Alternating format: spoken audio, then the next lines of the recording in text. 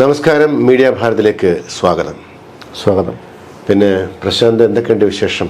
നമ്മുടെ ഇന്നത്തെ സംഭവ വികാസം എന്ന് പറയുന്നത് നമുക്ക് 2 ദിവസമായിട്ട് ഈ പഹൽഗാമുമായി ബന്ധപ്പെട്ട വാർത്തകൾ തന്നെയാണ് ഏറ്റവും കൂടുതൽ. ഭീകരാക്രമണം.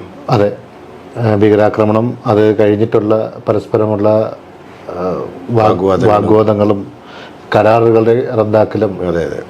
പിന്നെ അതുമായിട്ട് ബന്ധപ്പെട്ട് ഇപ്പോൾ റീസെൻ്റ്ലി ഇന്ത്യയെ പാകിസ്ഥാൻ വെല്ലുവിളിക്കുമ്പോഴാണ്. കാരണം ജലം നൽകിയില്ലെങ്കിൽ യുദ്ധപ്രഖ്യാപനം, അതായത് ഞങ്ങൾ ഒരു ആണവ രാജ്യമാണെന്ന് മറക്കരുത് ഓർമ്മപ്പെടുത്തിക്കൊണ്ടുള്ളൊരു വെല്ലുവിളിയും അങ്ങനെ പോവുകയാണ് ഇപ്പോൾ കാര്യങ്ങൾ. അത് മാത്രമല്ല, അവർ സമ്മതിച്ചല്ലോ, ഉപപ്രധാനമന്ത്രി സമ്മതിച്ചല്ലോ, ഇത് തീവ്രവാദികളല്ല, ഇവര് സ്വാതന്ത്ര്യ സേനാനി ഭടന്മാരാണെന്ന് സമ്മതിക്കുകയും ചെയ്തു. അതുപോലെ തന്നെ ഇതുവരെയുള്ള ഫണ്ടിങ് ഇതുവരെ കുറെ കാലമായി 30 വർഷമായി നമ്മൾ ഈ സംഘടനകൾക്കൊക്കെ തീവ്രവാദ തുറന്ന് സമ്മതിക്കുന്നു എന്ന് പറയുകയും ചെയ്തു. അവര് ഭീകര സംഘടനകൾക്ക് അവര് തന്നെ ഇനി എക്സ്പ്ലനേഷൻ കൊടുക്കേണ്ട കാര്യമില്ല. അതെ ആണ്.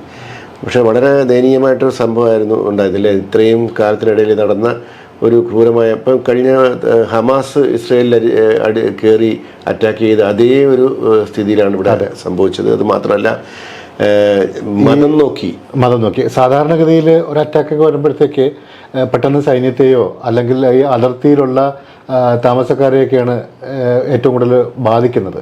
പക്ഷെ ഇപ്രാവശ്യം വന്നിരിക്കുന്നത് 28 വിനോദസഞ്ചാരികളെയാണ് ഒന്നും അറിയാതെ ലക്ഷ ടൈം ആഘോഷിക്കാൻ പോയ സ്വന്തം മക്കളുടെ മുമ്പിൽ വെച്ച്, ഭാര്യയുടെ മുന്നിൽ വെച്ച് അച്ഛനെ വെടിവെച്ച് കൊല്ലുക, അതുപോലെ മക്കളെ, അങ്ങനെ ഒരു ദയനീയമായ സ്ഥിതി. അതിൽ എനിക്ക് തോന്നുന്ന പരമായ സംശയം, ഇവർ പറഞ്ഞ അവിടെ ഒന്നും തോക്കൊന്നും എടുത്ത് നടക്കാൻ പറ്റാത്തൊരവസ്ഥയാണ്. ഇവർ പിന്നെ ലോക്കലായിട്ടുള്ള ആൾക്കാരുടെ സപ്പോർട്ട് അവർക്ക് നല്ലോണം കിട്ടിയിട്ടുണ്ടാവും. ഉറപ്പായിട്ടും ആ ഒരു സഹായം എന്ന് പറയുന്നുണ്ട്. കാരണം നമ്മുടെ ഇന്ത്യയുടെ ഒരു അതിർത്തിയിലുള്ള ഒരു ഒരു പ്രദേശമാണ്. സ്വാഭാവികമായിട്ടും ഇവരുടെ ബന്ധുക്കളും മറ്റുള്ളവരും ഒക്കെ അപ്പുറത്തുണ്ട്. അത് മാത്രമല്ല, നമ്മൾ ഈ പഴയ കുറേ റെക്കോർഡ്സുകൾ നോക്കുകയാണെങ്കിൽ ഈ ഭീകരർ വരിക, ഇവിടെയുള്ള സാധാരണക്കാരായ ജനങ്ങളെ സാമ്പത്തികമായിട്ട് സഹായിക്കുക, അവരുടെ കയ്യിലെടുക്കുക, അവരിൽ നിന്ന് വിവരങ്ങൾ ശേഖരിക്കുക, അങ്ങനെയുള്ള ഒരുപാട്, അതുപോലെ ഇവർക്ക് ഇൻഫർമേഷൻസ് ഇവർ പാസ് എത്തിക്കുക. അതെ, ഇപ്പൊ ഈ ഒളിവിൽ നമ്മളിവിടെ മാവോയിസ്റ്റിനെ പറയുന്ന പോലെ തന്നെയാണ്. ഈ മാവോയിസ്റ്റിന് ഒരിക്കലും വനത്തിൽ കിടക്കുന്നവർക്ക് പുറം ലോകമായിട്ടുള്ള വാർത്തകൾ കിട്ടുന്നതിനോ ഒന്നും കഴിയില്ല. പക്ഷെ വനം എന്ന് പറയുന്നത് വെറും വനമല്ല. ഇപ്പൊ വീരപ്പനൊക്കെ ഇരുന്നത് പോലെ നിഗൂഢ വനങ്ങൾ, ഇരുണ്ട ഉൾവനങ്ങളിൽ ഇരിക്കുന്നവർക്ക് ഇവിടുന്ന് പുറത്തുനിന്നുള്ളൊരു സഹായവും കിട്ടാതെ അവരുടെ കയ്യിലിരിക്കുന്ന വെപ്പൺസ് ഒക്കെ കണ്ടു കഴിഞ്ഞാൽ തന്നെ എത്രയോ ഇതാണ്. അപ്പോൾ അതുപോലെ തന്നെയാണ് ഈ നുഴഞ്ഞു കയറി വരുന്നു എന്ന് പറയുന്നത്. അപ്പോൾ കാശ്മീർ എന്ന് പറയുന്നത് 1980-കളിലൊക്കെ എന്ന് പറയുന്നത് ഏറ്റവും കൂടുതൽ വിനോദസഞ്ചാരികളെ ആകർഷിച്ചു കൊണ്ടിരുന്ന ഒരു സ്ഥലമായിരുന്നു. അവിടുത്തെ ഏറ്റവും വലിയൊരു വരുമാനം അതായിരുന്നു. ഒരുപാട് കാരണം വിദേശികൾ ഒരുപാട്, നമ്മുടെ സ്വദേശികളല്ല വിദേശികൾ ഒരുപാട് എത്തിക്കൊണ്ടിരുന്നൊരു പ്രദേശം കൂടിയായിരുന്നു. ഹൗസ് ബോട്ടുകളും മറ്റുമൊക്കെ ആയിട്ട് ഒരു വല്ലാത്തൊരു അറ്റ്മോസ്ഫിയർ തന്നെയായിരുന്നു. അവിടെ നിന്നാണ് ഈ പരസ്പരം അങ്ങനെ 2-3 അറ്റാക്കുകൾ വന്ന ശേഷമാണ് ഈ ടൂറിസ്റ്റുകൾ വരാതെ. കാരണം ഒരു രാജ്യവും ഇപ്പം നമ്മൾ പോലും ഒരു രാജ്യത്ത് ഇപ്പം നമ്മൾ സിറിയയിലേക്കോ ഇറാഖിലേക്കോ ഒക്കെ പോകണമെന്ന് പറഞ്ഞു കഴിഞ്ഞാൽ നമ്മുടെ നയതന്ത്ര മന്ത്രാലയം നമ്മളെ വിലക്കും. പിന്നെയും നമ്മൾ നിർബന്ധിച്ച് പോകണമെന്ന് പറഞ്ഞു കഴിഞ്ഞാൽ, കാരണം ആദ്യം നമുക്ക് അഡ്വൈസ് തരും, ഇന്ത്യക്കാർ അങ്ങോട്ട് പോകരുത്. അതുപോലെ തന്നെ അമേരിക്കക്കാരോടും മറ്റു രാജ്യക്കാരോടും ഒക്കെ പറയും, നിങ്ങൾ അവിടെ പോകാൻ പാടില്ല എന്ന് പറയുകയാണ്. അങ്ങനെ വന്നു. നാമാവശേഷമായ ഒരു സാഹചര്യമായിരുന്നു ഈ ടൂറിസം മേഖലയിൽ ഉണ്ടായിരുന്നത്.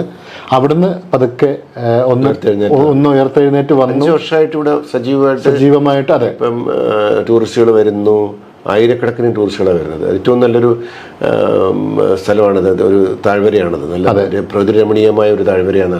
ദൈവം അനുഗ്രഹിച്ച ഒരു താഴ്വര എന്ന് വേണമെങ്കിൽ പറയാതെ. അങ്ങനെയുള്ള സ്ഥലത്തേക്ക് വരുമ്പോഴത്തേക്കാണ് ഇപ്പോൾ ടൂറിസ്റ്റുകൾ ഒരുപാട് വരുന്നത്. നമ്മൾ ഇവിടെ നിന്നൊക്കെ പോലും ഇപ്പം തിരഞ്ഞെടുത്ത സ്ഥലം എന്ന് പറഞ്ഞാൽ പെട്ടെന്ന് വന്ന് അറ്റാക്ക് ചെയ്ത് പെട്ടെന്ന് കാട്ടിലേക്ക് മറയാനും പിന്നീട് ഒരു കണ്ടെത്താൻ പറ്റാത്ത രീതിയിൽ അവരെ കാട് വിട്ട് പോയിട്ടില്ല. പക്ഷെ അവിടെ എവിടെയോ ഉണ്ട്. അവര് ഭയങ്കരമായിട്ട് തെരച്ചിൽ നടത്തിക്കൊണ്ടിരിക്കും. പിന്നെ ഇതിനിപ്പോൾ ഒരു വിമർശനം പറയുന്നതെന്ന് വെച്ച് കഴിഞ്ഞാൽ, അവിടെ അതിർത്തിയിൽ നിന്നും സേനയെ പിൻവലിച്ചു. പിന്നെ രണ്ടാമത്തെ കാര്യം പറയുന്നത് BSF-നെയാണ്. അതായത് BSF എന്ന് പറഞ്ഞൊരു പോലീസ് പോലുള്ളൊരു സെക്യൂരിറ്റി ഫോഴ്സ്, പോലീസ് പോലെയാണ് അവരുടെ. അത് കാരണം കരസേനയല്ലല്ലോ.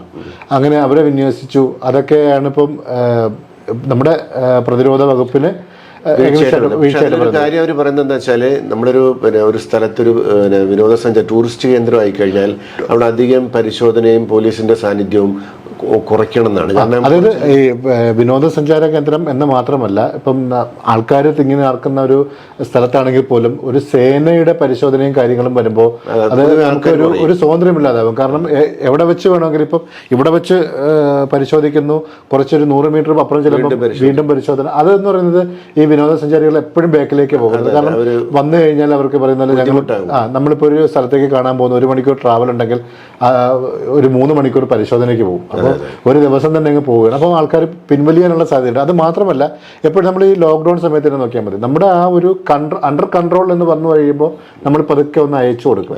ആ അയവെന്ന് പറയുന്നത് ഒരു ചെറിയ രീതിയിലൊന്ന് ഈ പശുവിനെ ഒന്ന് കയറി വിടുന്നത് പോലെ ഘട്ടഘട്ടമായിട്ട് വിട്ടുകൊടുക്കുകയും അത് പരിപൂർണമായിട്ട് പിന്നെ പ്രശ്നങ്ങളില്ലാതെ കഴിയുമ്പോഴത്തേക്ക് പൂർണ്ണമായിട്ടും. തീവ്രവാദികൾ എന്ന് പറഞ്ഞാൽ അവരുടെ ലക്ഷ്യം ഒന്നാണ്, അറ്റാക്കാണ്.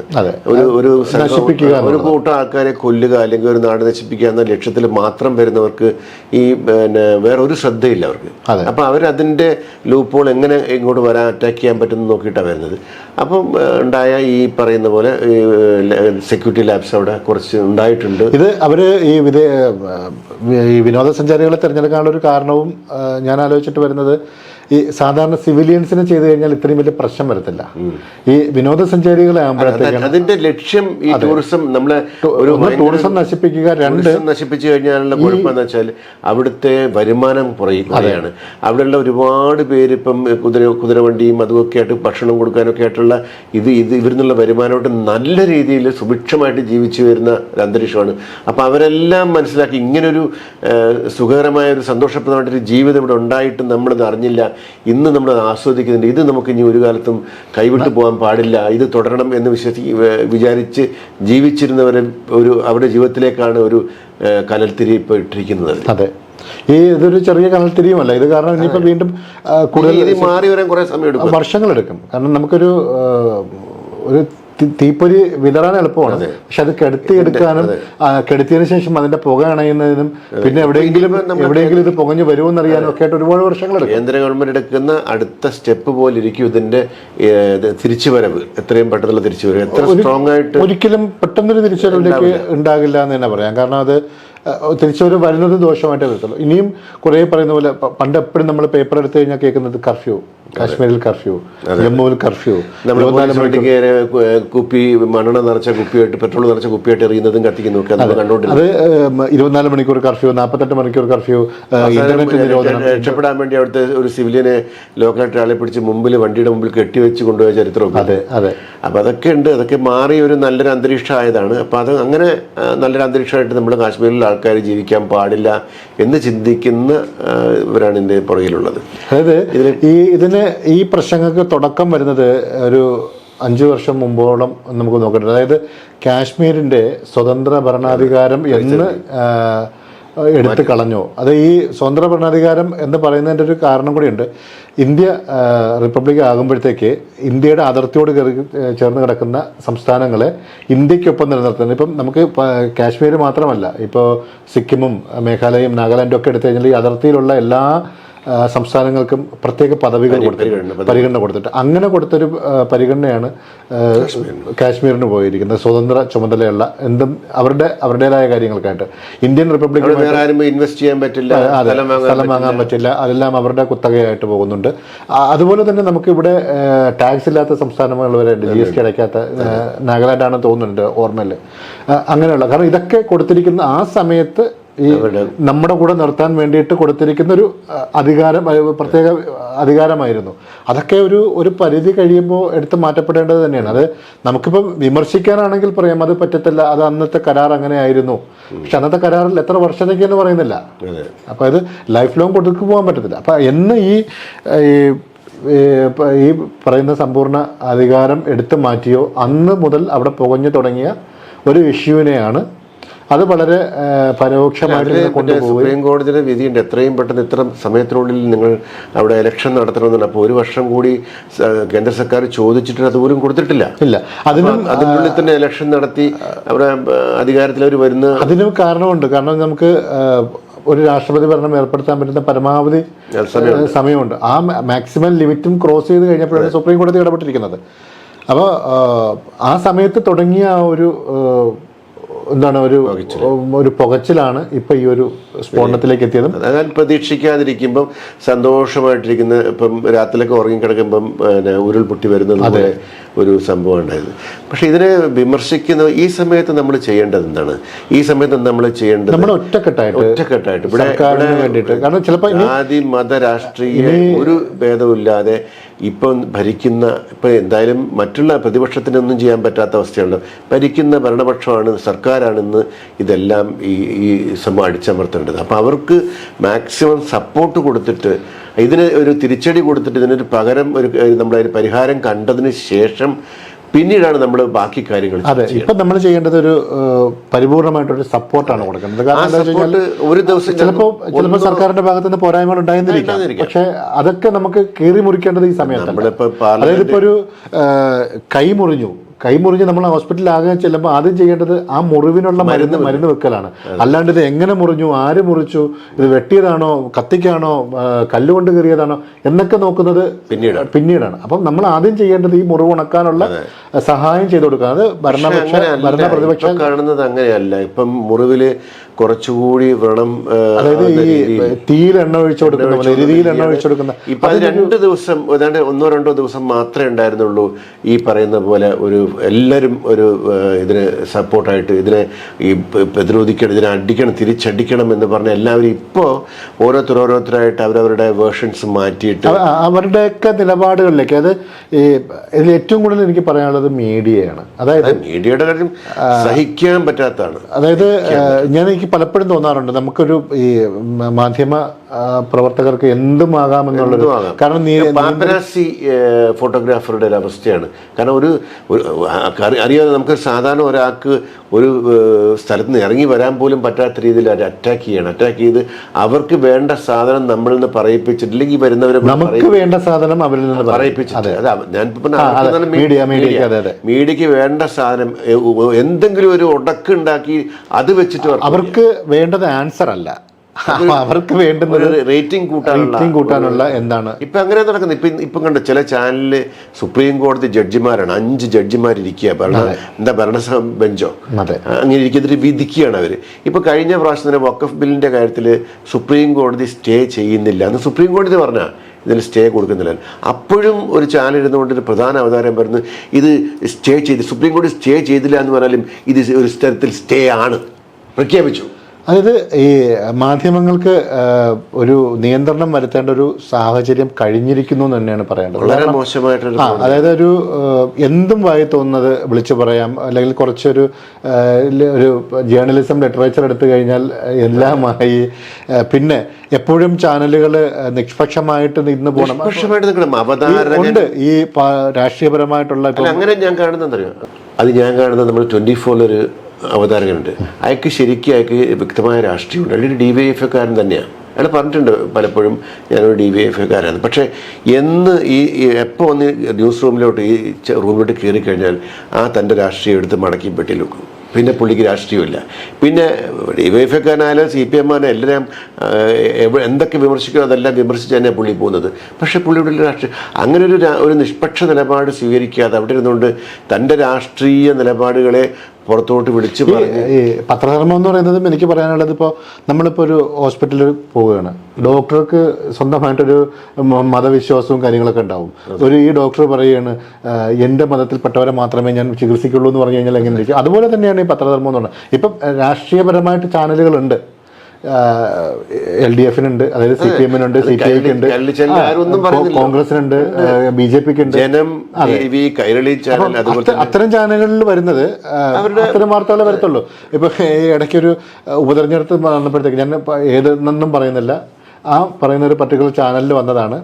ഇപ്പോൾ ഒരു ദേശീയ തലത്തിലുള്ള തെരഞ്ഞെടുപ്പ് നടന്നു. ആ ചാനലിൻ്റെ പാർട്ടി അടപടലം പൊട്ടി.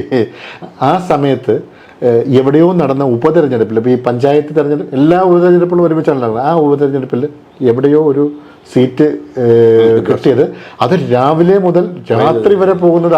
മാത്രമല്ല, ഇപ്പം ആ ഇലക്ഷനിൽ ജയിച്ചത് ഇപ്പം ഏതെങ്കിലും ഒരു കക്ഷിയാണെങ്കിൽ, BJP ആണെങ്കിൽ, അപ്പം പറയുന്നത് BJP അവിടെ ജയിച്ചെങ്കിലും വോട്ടുപരമായിട്ട് വോട്ടുകളുടെ കണക്ക് പിന്നെ അങ്ങനെയാണ് എന്ത് കാര്യം ഇത്ര ശതമാനം. അപ്പൊ നമുക്ക് ആ വിഷയത്തിലോട്ട് പോവുകയാണെങ്കിൽ പിന്നെ ഒരുപാട് പോകും. അങ്ങനെ അപ്പൊ ഈ പർട്ടിക്കുലർ ആയിട്ട് നിലപാടുള്ള ചാനലുകളുണ്ട്. നമ്മൾ അത്തരം ചാനലുകൾ നമ്മൾ പറയുന്നില്ല, കാരണം അവരുടെ ധർമ്മം എന്ന് കാണാതിരിക്കണം. അല്ല, അത് കാണുന്നവർ കാണും. അവർക്ക് എന്താ അറിയോ, ഇത് അവരുടെ റേറ്റ് വേറൊന്നുമല്ല, ഇത് റേറ്റിംഗ് ഉണ്ടാക്കുക എന്നുള്ളൊരു കാര്യം മാത്രമാണ്. ഏറ്റവും ഞാൻ പലപ്പോഴും പലരിടത്തും പറയാറുള്ളത് വെച്ച് കഴിഞ്ഞാൽ, ഈ വൈകുന്നേരങ്ങളിലുള്ള ഈ ഒരു പ്രോഗ്രാം നമ്മൾ കാണുന്നില്ല എന്ന് വെച്ച് കഴിഞ്ഞാൽ, നമുക്ക് കാണാനുള്ളത് രാവിലെ 2 പത്രം ഒന്ന് നോക്കിക്കഴിഞ്ഞാൽ നമുക്കൊരു സത്യാവസ്ഥ അറിയാൻ കഴിയും. അതെ, ഇതേപോലത്തെ മറ്റ് ചാനലുകളിൽ നിന്ന് കണ്ട് പഠിച്ച് അതിൻ്റെ അവിടുന്ന് എല്ലാ ഇതും ഊറ്റിക്കൊണ്ടുവന്നിട്ട് മറ്റൊരു പ്ലാറ്റ്ഫോം ഉണ്ടാക്കി അവരെ തോൽപ്പിക്കുന്ന രീതിയിലൊരു പ്രവണതയാണ്. അപ്പോഴും ആ പഴയ ചാനൽ അവരുടെ ആ വ്യക്തി അത് ലെവൽ അതേപോലെ കീപ്പ് ചെയ്യുന്നുണ്ട്. ഇവർക്ക് പെട്ടെന്ന് എത്രയോ പെട്ടെന്ന് അങ്ങോട്ട് കയറി റീച്ച് ചെയ്യാന്ന് പറഞ്ഞാൽ അത് അതേപോലെ താഴോട്ട് പോകും. അതായത് ഈ എക്സ്ക്ലൂസീവ് ന്യൂസൊക്കെ കൊടുത്തിട്ട് അതിനവർ പറയുന്നൊരു വാക്കുണ്ട്, ഞങ്ങളാണ് ഈ വാർത്ത ആദ്യമായിട്ട് പ്രസിദ്ധീകരിച്ചത്, ഞങ്ങളാണ് അതെ ഞങ്ങൾ, പിന്നെ ഇന്ന ചാനൽ എഫക്റ്റ്, ഇന്ന ചാനൽ ഇമ്പാക്റ്റ് എന്നൊക്കെ പറഞ്ഞുകൊണ്ട്. അതായത് ഇന്ന് നമ്മുടെ ഈ പറയുന്ന ഓൺലൈൻ പത്രങ്ങളുണ്ട്.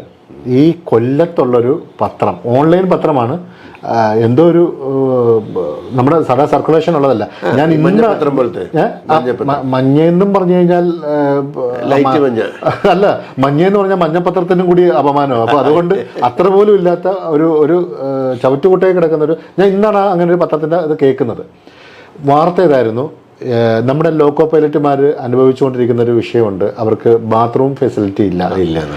പിന്നെ അതുപോലെ എയർ കണ്ടീഷൻ ക്യാബിനല്ല, ഈ ചൂട് എപ്പോഴും ചൂടും ഒക്കെ ആയിട്ട് പോകുന്നുള്ളതും, ഈ 1 മിനിറ്റ് 2 മിനിറ്റ് ഒക്കെ സ്റ്റോപ്പ് വരുന്ന റെയിൽവേ സ്റ്റേഷനിൽ അവർക്ക് പോയിട്ട് മൂത്രവിസർജനം നടത്താനുള്ള സൗകര്യമില്ല.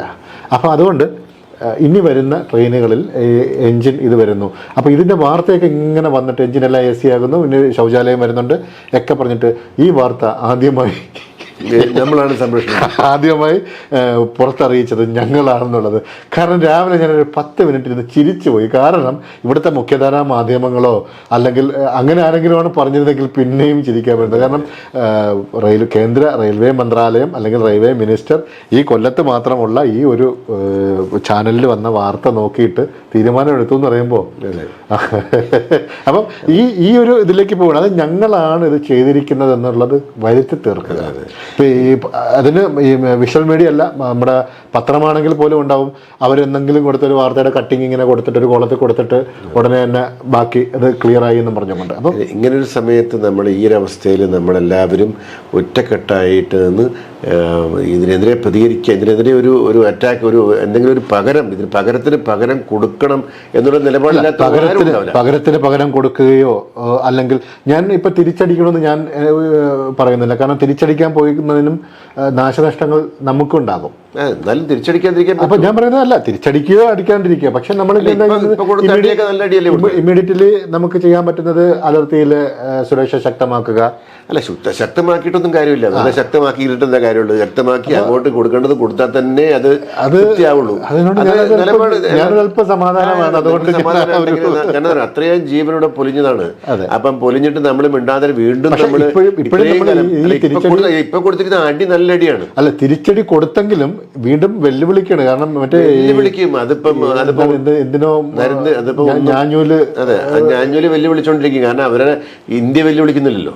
അതെ. അപ്പൊ അതുകൊണ്ട് ഇവർ വെല്ലുവിളിക്കുന്നത് വെച്ചാൽ അവരുടെ പേടിയാണ് അവരെ വെല്ലുവിളിക്കുന്നത്. ഇപ്പം നമ്മളെ പിന്നെ അതുപോലെ വേറൊരു കാര്യം പറയാം. ഇപ്പം പാകിസ്ഥാന്റെ നേതാക്കളുടെ ഭാഗത്തുനിന്നായാലും ഇനി ഇന്ത്യയിൽ മിനിസ്റ്റർ ലെവലിലോ അല്ലെങ്കിൽ അല്ലാതുള്ള നേതാക്കളുടെ ഭാഗത്തുനിന്ന് ഉണ്ടാകുന്ന ഒരു വെല്ലുവിളി എന്ന് പറയുന്നത് നമ്മൾ കാര്യമാക്കേണ്ടതില്ല. കാരണം എന്താണെന്ന് വെച്ച് കഴിഞ്ഞാൽ അവർക്ക് അവിടുത്തെ ജനങ്ങളെ ബോധിപ്പിക്കേണ്ടതുണ്ട്, ഇവിടുത്തെ ഭരണകർത്താക്കൾക്ക് ഇവിടുത്തെ ജനങ്ങളെയും ബോധിപ്പിക്കേണ്ടത്. അപ്പോൾ അതുകൊണ്ട് പെട്ടെന്ന് ഞങ്ങൾ അങ്ങനെ ചെയ്യും. ഇപ്പം പറഞ്ഞു ഞങ്ങൾ മറ്റേ സിന്ധു നദീജല കരാർ റദ്ദാക്കുന്നു എന്ന് പറഞ്ഞു. റദ്ദാക്കി കഴിഞ്ഞിട്ട് ഈ വെള്ളം എന്ത് ചെയ്യും, നമ്മൾ ഓരോരുത്തർ കൊണ്ടുവരും. ഞാൻ ഇന്നലെ ആലോചിച്ച് നോക്കി, എവിടെ സ്റ്റോർ ചെയ്യും? ഇപ്പൊ ഈ പറയുന്ന നദി ഇങ്ങനെ മുകളിൽ നിന്ന് താഴോട്ട് ഒഴുകി വരുന്നതാണ്. ഈ നദിയെ തിരിച്ച് വിട്ട് കഴിഞ്ഞാൽ മേളിലോട്ട് കയറത്തില്ല. അതെ, ഇപ്പൊ മാക്സിമം അവർ നമ്മൾ സ്റ്റോർ ചെയ്യാനുള്ള സംവിധാനം ഉണ്ടാക്കുന്നത്, എന്നാലും അതെ അതിന് പോലെ ഇപ്പൊ ഒരു പകര സംവിധാനം ഉണ്ടാക്കാനൊക്കെ സമയമെടുക്കും, വർഷങ്ങളെടുക്കും. പക്ഷെ അത് എന്തായാലും അവരെ ബാധിക്കുന്ന കാര്യം ഉറപ്പാണ്. അപ്പൊ ചെറിയ രീതിയിലെങ്കിലും അവരെ ബാധിച്ചു വരുമ്പോൾ അതെ, നല്ല രീതിയിൽ ബാധിക്കും. അതുപോലെ അവരത് അപ്പോഴത്തേക്കും സിംല കരാറിനെത്തി. അല്ല, ഇന്ദിരാഗാന്ധി ഇവിടെ പ്രധാനമന്ത്രി ആയിരിക്കുമ്പോൾ രണ്ട് രാജ്യങ്ങളുടെ കൂടെ പ്രധാനമന്ത്രിമാര്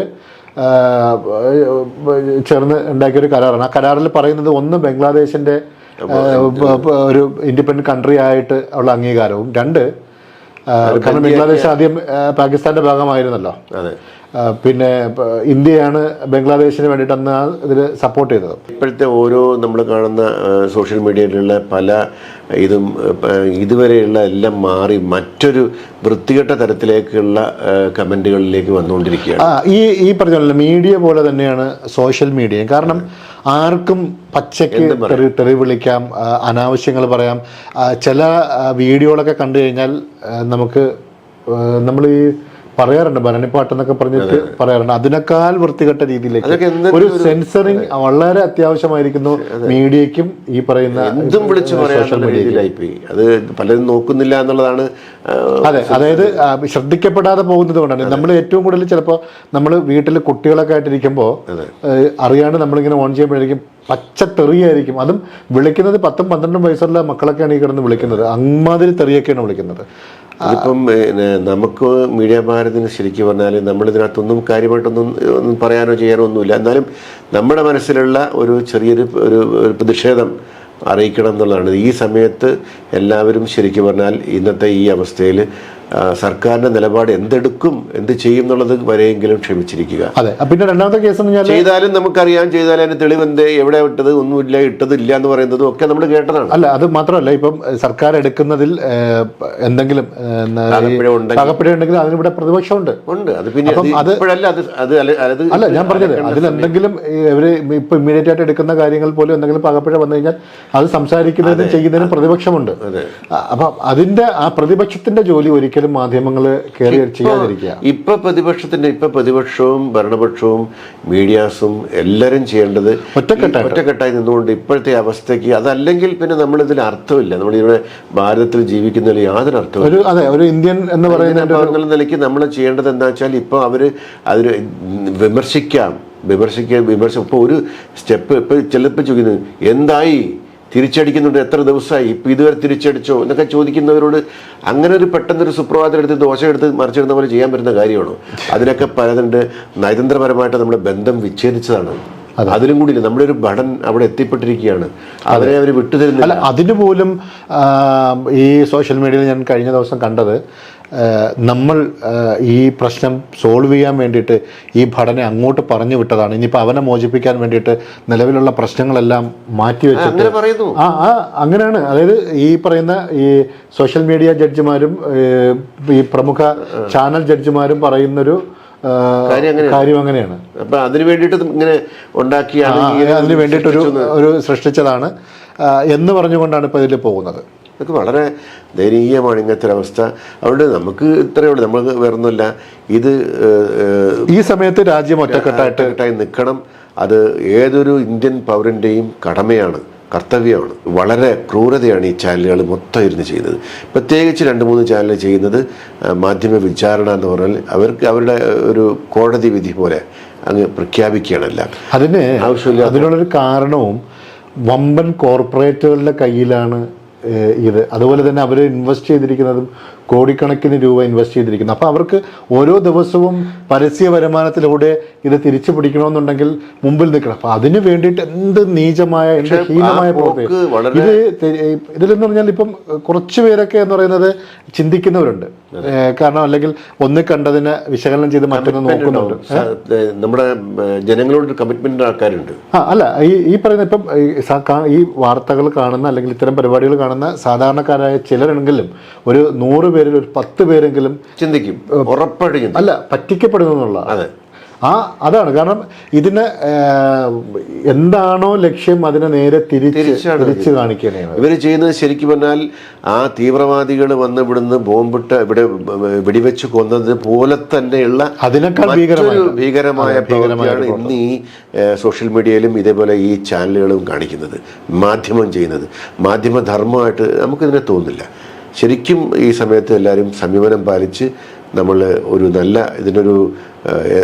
നല്ലൊരു തീരുമാനം കേന്ദ്ര സർക്കാർ എടുക്കുന്നവരെ കാത്തു നിൽക്കുകയാണ് വേണ്ടത്. അപ്പോൾ നമ്മൾ ഈ പ്രോഗ്രാം വൈൻഡപ്പ് ചെയ്യുന്നതിന് മുമ്പായിട്ട് അവിടെ ജീവൻ പൊലിഞ്ഞ 28 പേർക്കും അതെ അവരുടെ ആത്മാവിന് നിത്യശാന്തി നേരാൻ വേണ്ടി നമുക്കൊരു പ്രാർത്ഥിക്കാം.